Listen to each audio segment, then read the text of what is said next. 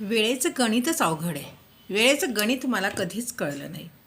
ती येते आणि जाते. तिच्याकडनं खूप काही शिकण्यासारखं आहे. ती कधीच मागे वळत नाही आणि मनुष्य हा प्राणी कायम मागे वळून वळून पाहतो. तो मागचं सगळं भविष्य काळामध्ये क्लटर घेऊन जातो. पण वेळेचं तसं नाही बरं का.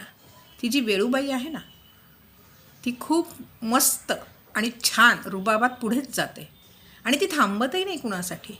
मी तिला खूप वेळा सांगितलं की अगं वेळूबाई, दुःखाच्या क्षणात तुझा वेग वाढव गं, पण सुखाच्या क्षणात थांबू शकली नाहीस तरी वेग थोडा कमी कर.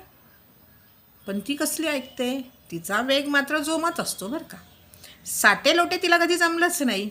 इस हात लो उस हात दो नाही. ती तिचं काम अगदी इमाने इतबारे पार पाडते. चुकतो आपणच नाही का. कारण आपल्याला वेळ पकडता येत नाही. ती वाळूसारखी हातातून निसटून जाते. त्यात दोष कुणाचा आहे?